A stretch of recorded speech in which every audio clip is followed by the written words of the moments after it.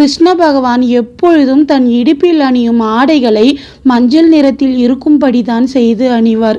மஞ்சள் நிறத்தை தவிர்த்து வேறு எந்த வண்ணத்திலும் கிருஷ்ணர் தனது ஆடையை அணிய மாட்டார். அதிக அளவில் மஞ்சள் வர்ணமும் சிறிய அளவில் வேறு ஏதாவது வர்ணங்களும் கலந்து இருப்பது போலும் செய்துதான் தன் ஆடைகளை அணிவார். அதற்கு காரணம் மஞ்சள் நிறத்தின் சாராம்சம் தூய்மை, ஆன்மீகம், ஆழ்நிலை, மன அமைதி, அன்பு போன்றவற்றை உணர்த்தும் என்பதுதான். இவற்றையெல்லாம் விடவும் முக்கியமான காரணம் மாதா ஸ்ரீமதி ராதா. ராதையின் உடல் தோல் நிறம் உருக்கி எடுத்த தங்கம் போன்ற மஞ்சள் நிறத்தை கொண்டவள் என்பதுதான். கிருஷ்ண பகவான் எப்பொழுதும் ராதையின் நினைவாலேயே வாழ்பவர்.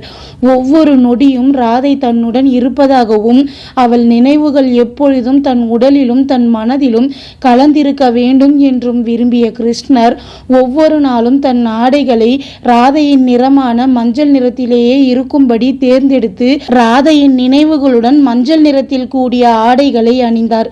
கிருஷ்ணரை போலவே ஸ்ரீமதி ராதாவும் எப்பொழுதும் தன் ஆடைகளை நீல நிறமாக இருக்கும்படித்தான் பார்த்து பார்த்து தனது ஆடைகளை தேர்ந்தெடுத்து நீல நிறத்திலேயே அணிந்து கொள்வாள். அதற்கு காரணம் ராதா கிருஷ்ணரின் மீது தூய்மையான அன்பை கொண்டே வாழ வேண்டும் என்பதற்காகவே பிறந்து வாய்ந்தவள். நீல நிறம் கிருஷ்ண பகவானின் நிறம். கிருஷ்ண பகவான் நீல நிறத்தில் இருப்பவர்.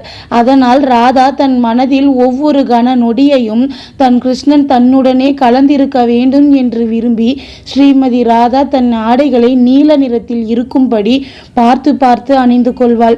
இப்படி ராதையின் மீது இருந்த அன்பினால் ராதாவின் நினைவுகளை தன்னுள் அடக்கி கொள்ள விரும்பி கிருஷ்ணர் ராதையின் நிறமான மஞ்சள் நிற ஆடையையும் கிருஷ்ணர் மீது ராதாவிற்கு இருந்த தூய்மையான அன்பின் காரணமாக கிருஷ்ணரின் நிறமான நீல நிற ஆடையை ராதாவும் அணிந்து கொண்டு வாழ்ந்தனர்.